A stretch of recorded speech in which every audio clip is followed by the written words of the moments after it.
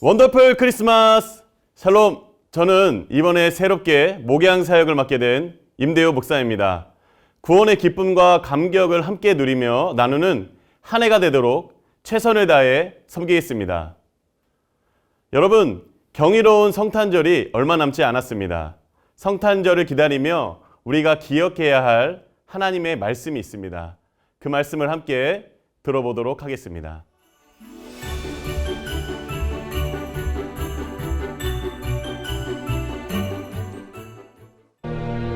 이는 한 아기가 우리에게 낳고 한 아들을 우리에게 주신 바 되었는데 그의 어깨에는 정사를 메었고 그의 이름은 기묘자라 모사라 전능하신 하나님이라 영존하시는 아버지라 평강의 왕이라 할 것임이라.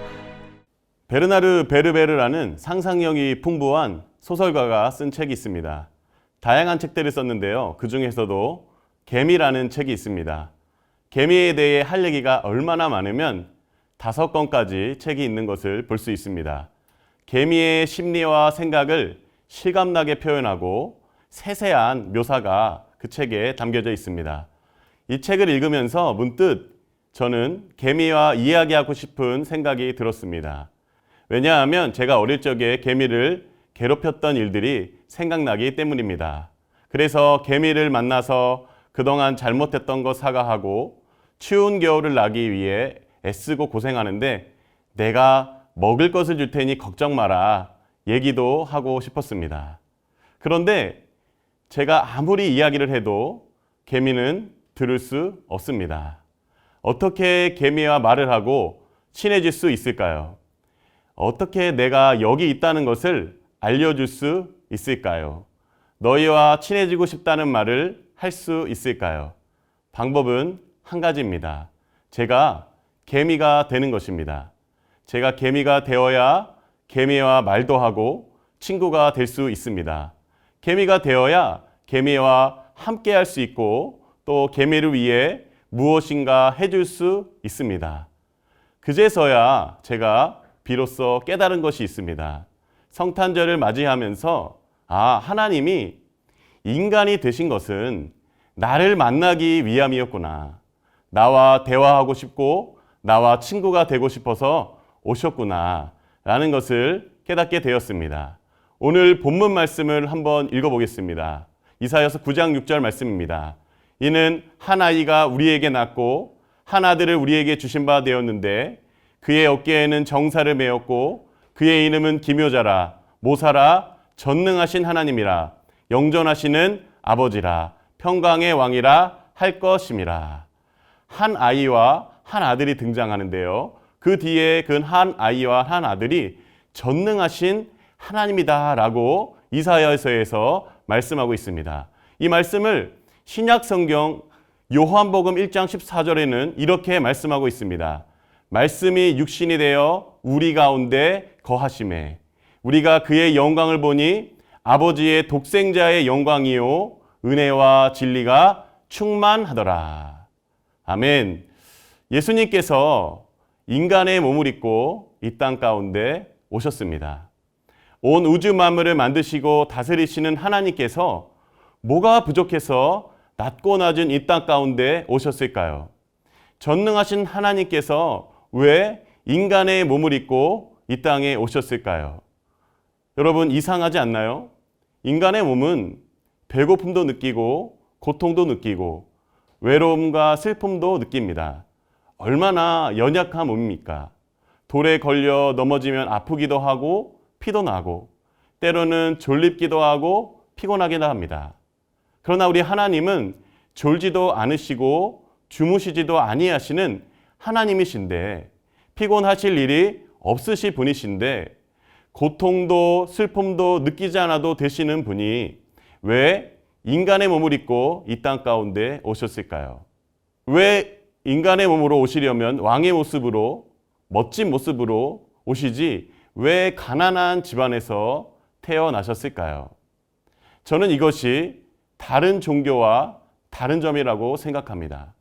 보통 신이라고 하면 크고 거대한 모습을 상상합니다. 불교에서는 불상을 크게 만듭니다. 이슬람에서는 사원을 으리으리하게 짓습니다. 가게 되면은 엄청나게 압도되는 것을 볼 수 있습니다. 어떻게 해서든 자신들이 믿는 신을 크고 대단하게 보이고 싶어 하죠. 하지만 예수님은 마국간에서 태어나셨습니다. 누가복음 말씀에 보면 처음 누우신 것도 구유입니다. 저는 이곳에 큰 의미가 있다고 생각합니다. 그것은 왕족, 부자, 힘있고 똑똑한 사람만 찾아간 것이 아니라 누구든 만날 수 있도록 낮고 낮은 모습으로 구유에 누이신 것입니다. 보통 다른 종교에서 신이라고 하면 인간 위에 있는 신, 초월적이고 능력이 있어서 인간이 감히 쳐다보지도 못하는 신입니다. 그래서 그 신을 만나기 위해서는 합격점에 이르러야 하고 수행과 노력이 필요합니다. 그러나 우리 기독교는요, 정반대로 우리가 우리의 노력과 우리의 행위로 하늘로 올라갈 수 없기에 신이 인간을 찾아오게 되는 것입니다. 예수님은 우리가 하늘로 올라갈 수 없기에 그 하나님께서 인간의 몸으로 우리를 만나기에 이 땅 가운데 오신 성자 하나님이십니다. 제가 초두에 처음에 개미 이야기를 했습니다. 개미가 되면 엄청 약합니다. 바람이 불어도 날아가고요. 누가 발로 밟으면 죽습니다. 그런데 뭐하러 개미가 되어서 위험을 감수할까요? 그런데 정말 간절히 개미와 이야기하고 싶고 친구가 되고 싶으면 개미가 되는 것입니다. 개미가 되어야지만 개미와 함께할 수 있기 때문입니다. 우리 예수님께서도 인간이 되어 이 땅 가운데 오신 것은 나와 함께하고 싶으셨기 때문입니다. 인간의 몸을 입고 이 땅 가운데 찾아오신 것은 우리 모두와 함께 살기 위해서입니다. 데살로니가전서 5장 10절 말씀을 함께 읽겠습니다. 예수께서 우리를 위하여 죽으사 우리로 하여금 깨어 있든지 자든지 자기와 함께 살게 하려 하셨느니라. 예수님께서 왜 인간의 몸을 입고 이 땅 가운데 오셨을까요? 우리와 함께 하시기 위해서 이 땅 가운데 오셨습니다. 또 다른 이유는 마태복음 1장 21절 예수님의 이름에 그 의미가 담겨져 있습니다. 아들을 낳으리니 이름을 예수라 하라. 이는 그가 자기 백성을 그들의 죄에서 구원할 자이심이라 하니라. 우리를 죄에서 구원하시기 위해서 예수님은 죽으시러 오셨습니다. 그러나 더 나아가서 예수님은 우리의 죄를 사해 주시기 위해 오신 것도 맞지만 예수님의 또 다른 목적은 우리와 함께 살기 위해서 오신 것입니다. 우리의 죄를 사해 주신 이유도 우리와 함께 있고 싶으셔서입니다. 그래서 마태복음 1장 23절에는 예수님의 이름을 임마누엘이라고 말씀하고 있습니다. 보라, 처녀가 잉태하여 아들을 낳을 것이요 그의 이름은 임마누엘이라 하리라 하셨으니 이를 번역한즉 하나님이 우리와 함께 계시다 함이라. 아멘. 임마누엘이라는 이름을 가지고 오셨습니다. 무슨 뜻인가요? 하나님이 우리와 함께 계시다는 뜻입니다. 하나님은 저 높은 곳에 홀로 계신 분이 아니라 지금 우리와 함께 계신다는 것을 예수님께서 이 땅에 오심으로 증거해 주셨습니다. 그리고 예수님께서는 우리들과 함께 지내시며 가르치기도 하셨고 병자들을 치유해 주셨으며 많은 문제들을 해결해 주셨습니다. 지금은 우리 예수님께서 하나님 보좌 우편에서 우리를 위해 기도하고 계신가 동시에 성령을 우리 안에 보내주셔서 우리 안에 내주하고 계십니다. 이것을 통해서 우리가 깨닫는 것은 예수님은 나와 교제하기 위해 오신 것이구나 라는 것을 깨달을 수 있습니다. 요한복음 15장 15절 말씀에는 너희를 친구라 하였노니 이렇게 말씀하고 있습니다. 그분이 우리의 친구 되십니다. 사랑하는 모든 성도님들, 예수님과 늘 동행하시는 저와 여러분이 되시기를 간절히 소망합니다. 2021년 12월 1일 EU 유럽연합회에서는 중요한 결정을 내렸습니다.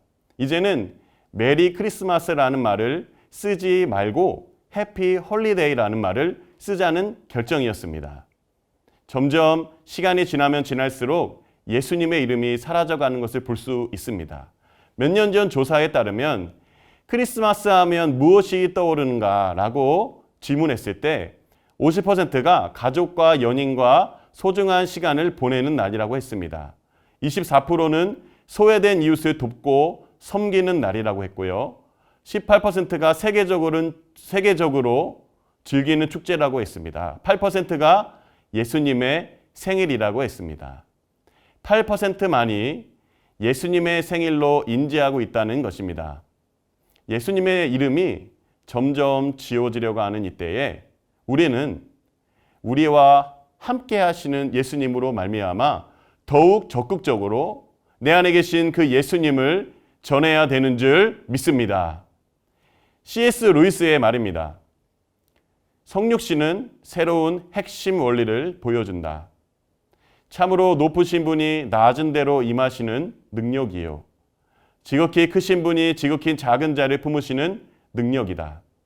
그 크신 분이 도처의 작은 자들 안에 들어가시는 이 능력이야말로 진정한 위대함의 시금석이라고 할 만하다. 기독교의 이야기에서 하나님은 세상에 내려오신다. 지존하신 절대자의 자리에서 시간과 공간과 인류 속으로 내려오신다. 자신이 창조하신 내려오심은 파멸에 떨어진 온 세상을 이끌고 다시 올라가시기 위해서다. 다이버를 생각하면 된다. 그는 초라하게 벌거벗고 밑을 내려다본 다음 풍덩 입수하여 사라져버린다. 점증하는 압력을 통과하여 개흙과 습지와 오랜 부식물이 있는 사지로 빨려든다. 그러나 그는 색조와 빛이 있는 위쪽으로 다시 솟구치고 마침내 허파가 터질 듯한 채로 불쑥 수면을 뚫고 올라온다. 손에는 되찾으려 내려갔던 소중한 물건이 물을 뚝뚝 흘리며 들려 있다. 예수님께서 우리를 구원하시기 위해 우리와 함께 하시기 위해서 이 땅에 오셨습니다.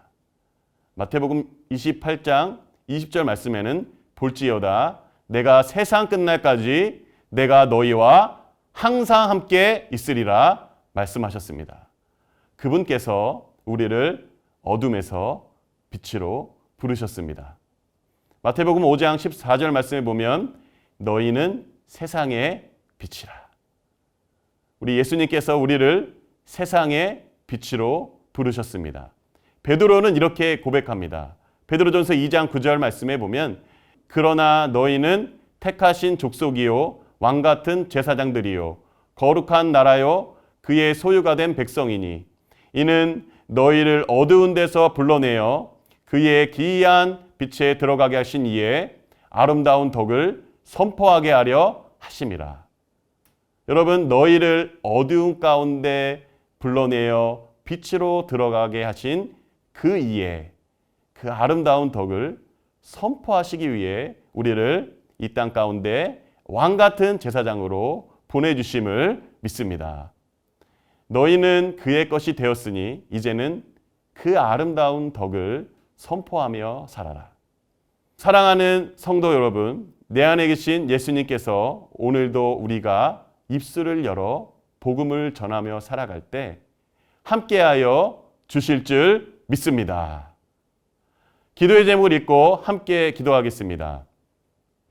예수님의 탄생 이 사건이 내 인생 최고의 선물임을 고백하게 하시고 예수 그리스도로 인해 구원의 기쁨과 감사와 행복이 넘치는 성탄절이 되게 하소서. 세상 끝날까지 나와 함께 하신다고 약속하신 예수님과 늘 동행하게 하시고 세상에서 당당하게 입술을 열어 복음을 전하게 하옵소서. 예수님이 자기를 비워 육신의 몸을 입고 우리에게 오사 죽기까지 순종하신 것처럼 우리도 우리의 모든 삶의 영역을 주님께 드리는 예배자가 되게 하옵소서.